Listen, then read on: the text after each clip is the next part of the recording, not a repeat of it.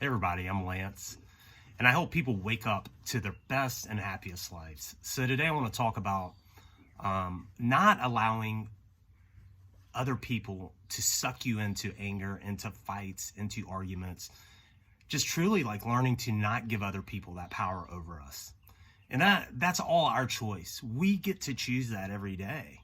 You know, sometimes we don't realize that we have that much control over the situation. And social media is probably where a lot of this is. And I don't want to make this all about social media, but I see just so many people talking about like, just the frustrations of social media, having to take breaks, constantly fighting with people on there. Thankfully, I've not really gotten into any of that. What I share mostly is funny memes and inspirational things.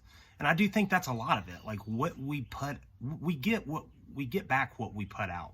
You know, so that's one thing, you know, if you find yourself getting into arguments with people, especially on social media, ask yourself, what kind of topics are you posting? What kind of articles are you posting? Are you posting controversial things? Are you posting highly sensitive matters that are going to be polarized and divided? Because you're probably attracting that. You're gonna attract some fights, some arguments and anger from other people. And you know, we have to be aware of what we're putting out constantly. And the main thing is getting back to not allowing other people to steal our joy. There's a great story, and I have it printed. I'm gonna read it. I keep it in my office. It's called "The Buddha and the Angry Young Man," and it's one thing that really just kind of helped me better deal with this. And I try to read it daily. People I coach, I try to get them to read it daily. It's just a nice reminder. So it's called "The Buddha and the Angry Young Man." It's just a parable about how to deal with people that are trying to suck us into their anger and come at us full on with their anger. We don't have to accept it, and that's the beauty. And that's what that story is about. So one day, Buddha was walking through a village. A very angry, rude young man came up and began insulting him. He said, "You have no right teaching others. You're as stupid as everyone else. You're nothing but a fake." The Buddha was not upset by these insults. Instead, he asked the young man, "Tell me, if you were to buy a gift for someone and that person does not take it, to whom does the gift belong?" The man was surprised to be asked such a strange question and answered, "It would belong to me because I bought the gift." The Buddha smiled and said, "That is correct. And it is exactly the same with your anger. If you become angry with me, I do not get insulted. Then the anger falls back on you." Isn't that true? Imagine it, if someone is ugly to you today, if somebody's hateful to you, hurtful to you, for one, you got to remember that hurt people hurt. If somebody's hurting you, they're probably hurting, and it's just misaligned, misdirected anger. Most times we lash out at other people to avoid our own problems. Screw you, it's somebody else's problem. That's just human nature. But it's true. Next time someone's ugly to you, just imagine like the worst gift you've ever opened at Christmas. I had a great aunt that used to give some horrible gifts when I was a kid. We used to laugh about it. I mean, it's nice as a gift, but like a lint picker for a 10-year-old boy, like not really handy. So consider it like when someone's ugly to you, try to smile. Think about it like that horrible Christmas present. You don't have to accept it. It is when we give others our power, when we allow them to suck us in, that's when we're giving up our power. And when we get to that mode, when we get sucked into an argument, how dare that person? That's all ego, people. That's all ego. That's our ego wanting to prove that we're right, to make a point.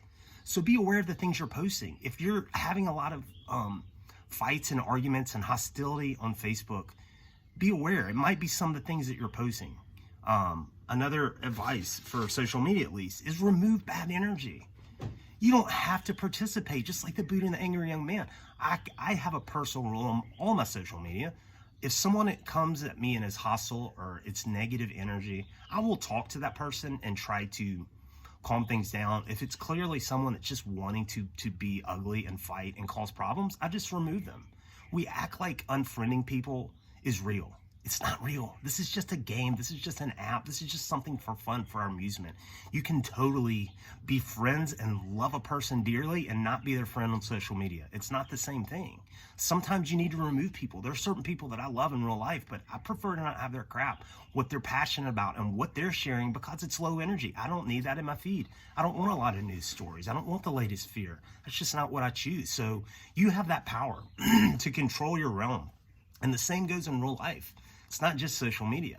But if there's a person in your life that every time you're around them, they're bringing you down and they're frustrating you or sucking you into anger and arguments, you can choose to not minimize your time around them. If you're forced to be around them, say it's someone at work or whatever, treat it like the Buddha and the angry young man. Every time someone comes at you with anger, you have a choice. You can either accept it and allow yourself and give up that part of you. Give up that peace. You're giving up your own peace when you jump into an argument, when you allow someone else to get you upset. So don't give up that peace.